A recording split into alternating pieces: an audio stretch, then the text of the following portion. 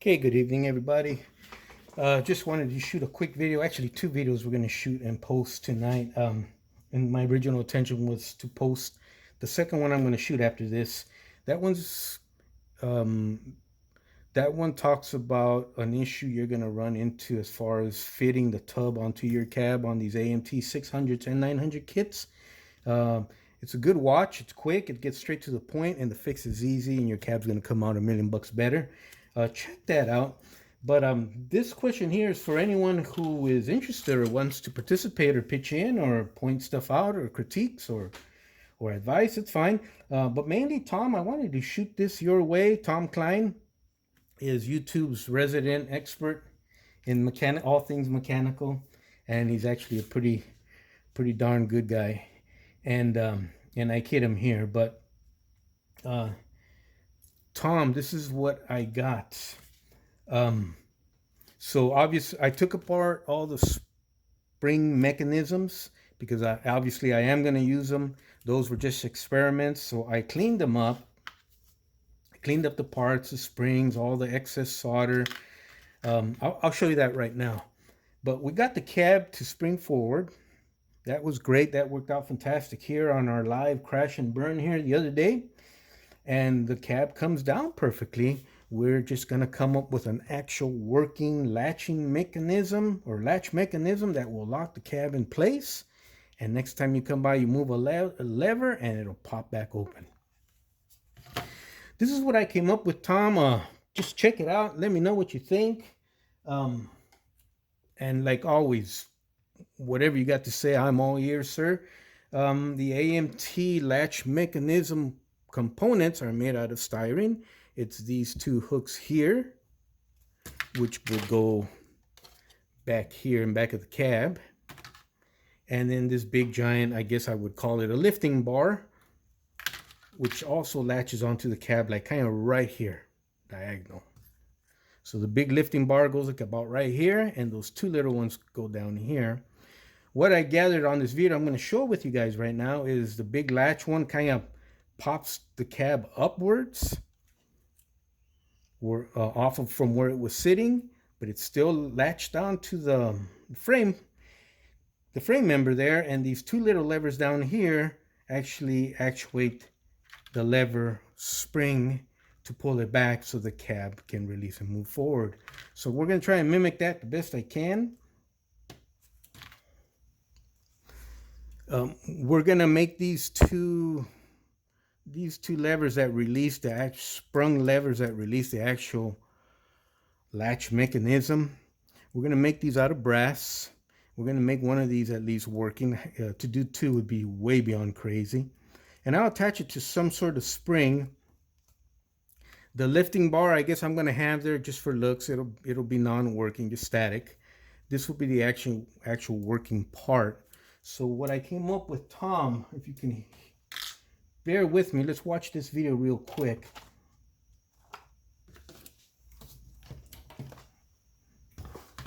Now this is a neat video because this guy actually,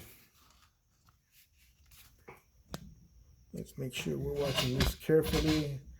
Let's try and kill all the glare. This is kind of important for me. All right. So let's play it a little bit.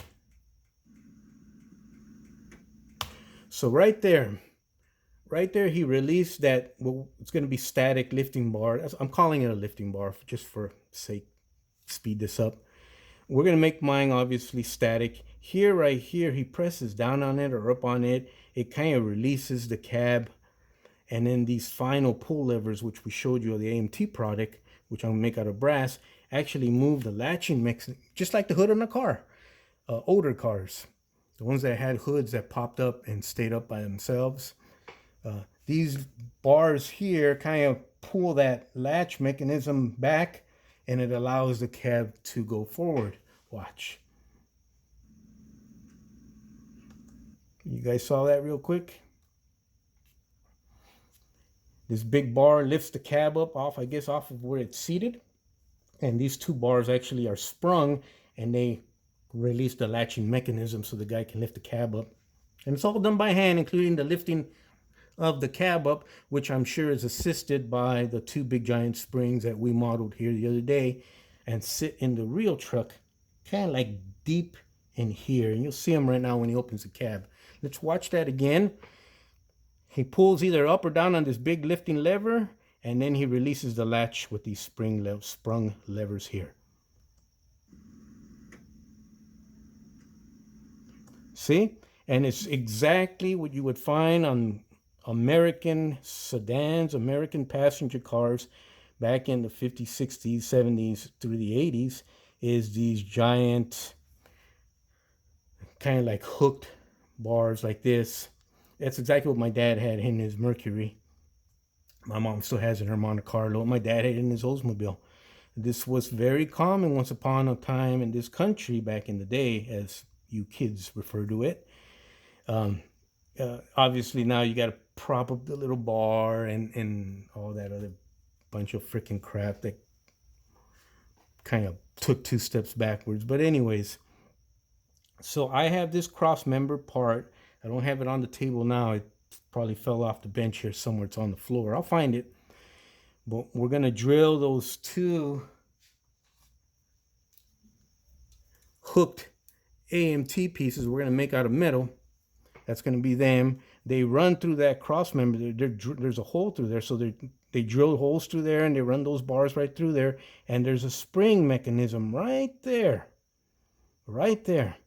So we're going to model this feature. Either one of these is going to work. Not both, but one is going to work. You know what? I'm guessing one releases the latch. And when you bring the cab back down, the other locks it back into place.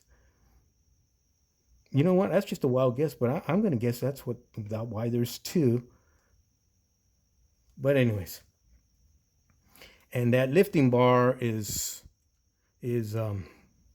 modeled here by AMT just as a basic bar, and we're going to have that static. That's not going to be working on our particular model. So let's look at that again, if you guys don't mind. Let's do it with sound so you can hear all the grunts.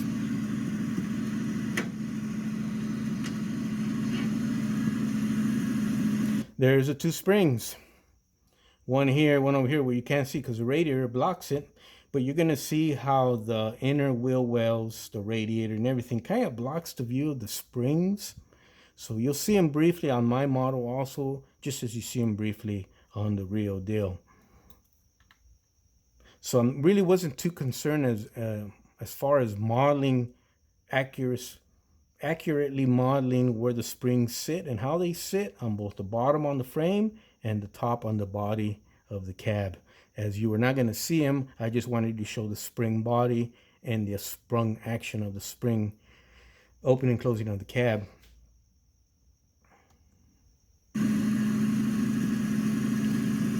Right there, he props open a bar. It's kind of like a bar that bends, kind of like that. He props that open to hold the cab up.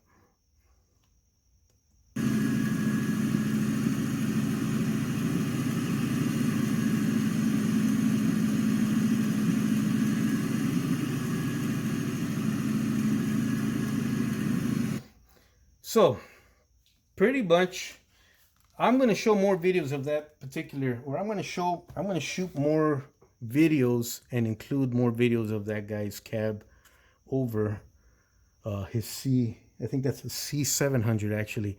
I'm going to do that, but I'm going to ask him later on down the road if he wouldn't mind if I did that. That's usually the way I prefer to do it. Except when it comes to music, since eBay likes to ding me, I just do my own thing now. But anyways, so Tom, these will be modeled in brass. One of these will be working where you pull on the latch.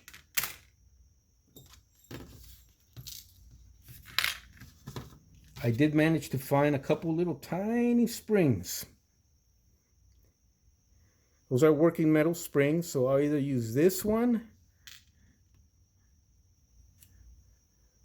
or that one. So these in conjunction with that arm, we'll attach them with a little wire. Let me show you some better on the drawing.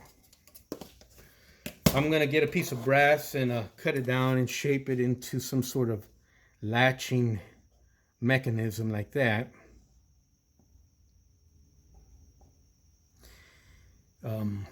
On the bottom of the cab, there's some sort of a cross member for the body, and it goes like this. Okay, we're in focus now. Good. Oh, the light's in the way. Okay. We're going to attach that tonight. We'll paint that the same color as the body. And underneath here, we're going to have a piece of wire or a rod. A tiny little piece that's just going to span across like that. That's going to be a bar or a rod or a wire. And this latching mechanism will hook onto that. When you bring the hood down, it'll hook down because this curved end, we'll put a little oil, grease on there, just like the real thing, will allow it to come down and lock into place. In order to release it to open the cab, we're going to, let me zoom out and get this better. We're going to put the spring here.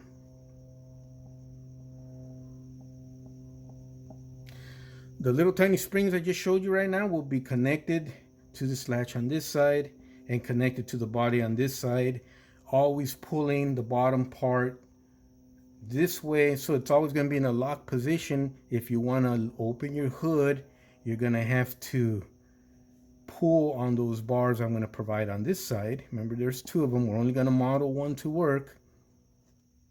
Oh, that's coming out. So the spring will keep the tension, so this latch is always in the lock position. The hood will come down just like the real deal. And then you pull on this wire and pull on this rod here, this handle, and there's got to be a pivot point here. So I'll attach some sort of pin in there. So it'll pull it back like this. Now you can open the hood. When you release that handle, it'll pop back into place from sprung action here. And then when you close the hood, it'll latch on to here somehow. I'll figure that out. So what's going to complicate, if anyone's watching and is curious, wondering why it's a big deal and why I'm asking for advice or running this by or videotaping it for that matter, the pieces we're talking about, well, you know, there's the spring. That's an actual working spring. I think it's made out of some sort of bronze material. So everything we're talking about is going to be in miniature, probably about this big. So there's going to be a lot of playing and fine tuning and stuff.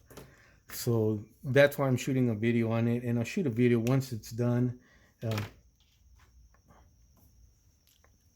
I don't want to crash and burn on this one because the parts are too tiny. I want to get it right the first time, so I'm going to carefully measure my steps as I go along. If I have any problems, Tom, I'll get back on here, or I'll message you, and I'll run them by you. Hopefully you could shed some light on those for me too. Hopefully I don't run into any problems. What I did do here, Tom, and I want to show you, sir, or anyone else who happens to be watching, is we had these giant ugly circlips holding down the springs to our cross member here. Why you see the cross member in white here, white styrene, is because this is actually drilled out. It's a big hole that goes down into the cross member, so the spring has somewhere to be seated too. It's not just sitting floating on flat styrene. It's actually sunk in and seated to something. And then what kept it seated was these giant circlips that I would slip onto the cross member, and it'd keep that last rung of the spring down, preventing it from lifting up during the action of opening and closing the cab. I went ahead and improved on that, Tom. Check this out. Oh, also, why I wanted to get rid of these circlips is because you could see them on the bottom of my frame. They were big and they were noticeable. Very unrealistic. So I cleaned up my cross member, and doing so I tore some holes in here. So I put a piece of styrene in there, sanded everything smooth, kept my set screw. I love that feature. That's permanent. I'll paint this black, you'll never know. And it'll always be like that even when I finish the sprung mechanism. So this is what I came up with. It's got correct bends and curvatures in there to slip inside down into the cross member and act the same way as this thing did, the circlip anyways, only from the top and the top only. Let me show you what I got. I drilled that hole out for the set screw to run up through the middle of the piece. So we're gonna go like this. Let me zoom in. Hopefully we don't lose you guys. Back the tripod up. Okay. We slip it under the top of that frame rail. I believe. Let me see. Yeah.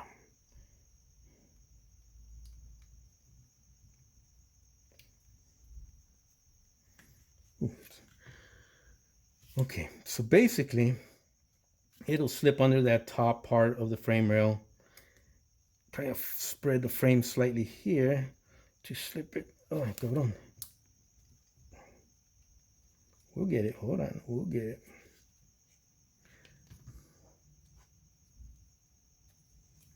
This is the thing about shooting my stuff just live and unedited. I know we come up with some triumphs here recently, but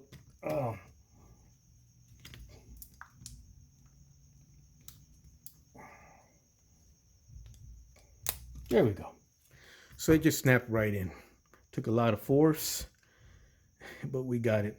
So basically it sits down in the cross member profile. It's going to do the same thing as that circlip did. We don't have to mess up our underneath there, our underneath here. And what it allows us to do, similar to putting on, if you go skiing and you're wearing your ski boots and you're going to pop into your skis, similar like putting on pair of skis with your ski boots. You use the last rung of your spring.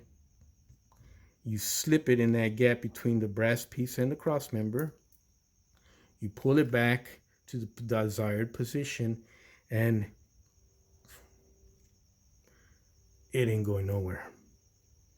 You may want to dab a little bit of glue in there just to keep it in place, keep it from dancing. So much better, improvement over what we did the other day this weekend. As far as my set screw is concerned, I went ahead, I got my wire brush, I cleaned it up real good, made it look nice and shiny, got rid of all that corrosion, tarnish, and scales and stuff. And just like before,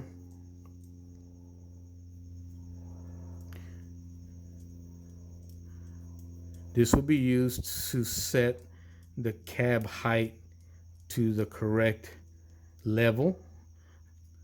And it's adjustable, so it's constantly, you'll be able to constantly adjust the level of your cab no matter what the spring mechanisms force it to do over the years, whether they bring it up or down or whatever. So there's got to be something to waking up at 1 in the morning and laying in bed and thinking about this and coming back out to the shop and working on stuff and coming out with better versions of what we did the other nights previously. Dave Parsley talked about that. I've talked about that. I've heard others talk about that. My friend Eddie wakes up, my friend Eddie Man from work. Eddie Man wakes up in the middle of the night and he goes take care of business. On the way back to bed, he stops and starts playing his piano or whatever, his guitars and all the other stuff. So maybe we'll have to start a YouTube group called the 1 in the Morning Gang or whatever, because I got a feeling, Oppenheimer and Einstein and Galileo and Copernicus and Archimedes and Amparo and Mejia and Dave and Tim and Tom and Dennis and all you guys and Freeman JP. Okay. All wake up in the middle of the night and come up with these great inventions. So, man, maybe I ought to do something like that. The 1 a.m. modeling club. But anyways, I just wanted to run. I cleaned up the top portion. The idea was I was not going to use this. I was going to do something similar with the top. I started working on that. I cut out a piece of brass just to get into that mode. But Tom, this thing worked so well. And it looked like crud because it was just something I did at the last second. And I decided to keep the original piece because it did work so well. I'm the type of person that if you're a loyal hard worker for me or with me or for anyone, that's it. That's, to me, that's as high as a person can go. Your loyalty for me is huge, and vice versa. I tend to give that. This guy was as loyal as can be. He was ugly and full of solder, and you can see where I vaporized brass with the electrode because I hit it with too high a voltage and when I started off. But this piece has been loyal and put a smile on all of our faces this weekend. So I cleaned up the excess brass, kind of cleaned it up a little bit, and I'm keeping her with the model. Thank you, piece of brass that has no name. I think that's about it, Tom. Let me know what you think as far as the latch mechanism. As you can see, I just popped 2 springs into this improved version.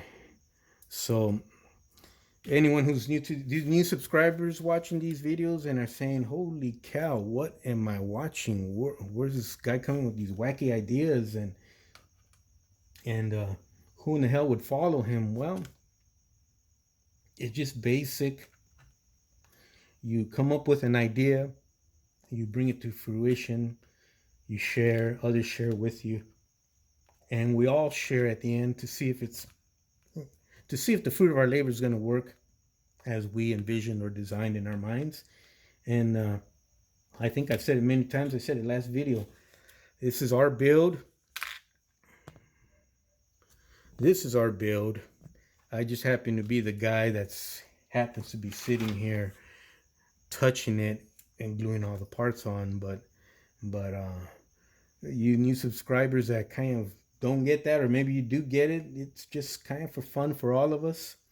And especially with all the freaking bullshit going on the other side of the world, this is what we decided to do to probably get away from expensive gas prices and expensive food prices and expensive baby formula if you can find it, and expensive cost in terms of lives at that fucking war in the Ukraine that Russia decided to do. Just this is what we do to bond and become human again, I guess, and share. And none of us are blowing or invaded each other's houses or properties or anything. We're just all basic good human beings here. I don't know if anyone else here has participated with Tom Cline here in his builds and your builds and stuff. But if he decides to join in on one of your builds and stuff, welcome him with open arms, because he's got a lot of knowledge that he's going to share with you, and it's going to make you a better modeler and your models better models.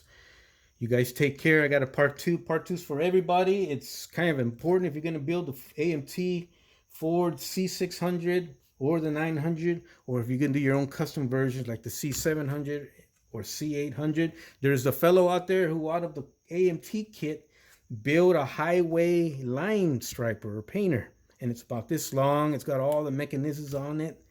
And there's another fellow on there that built it's like a race car service truck, I think, and it's got a shop in it and all sorts of stuff out of the Ford C600 kit. So look those up on YouTube. That's where I saw them, and see the wonderful things that your imagination can come up with. And when you get in a bind, see the wonderful things that your fellow modelers are going to come up with for you. You all take care. Have a blast. Check out the second part. It's really, really interesting, and it's going to help you when you get to the step as far as working on your cab. Adios. All right, Tom. Thanks for your time, sir.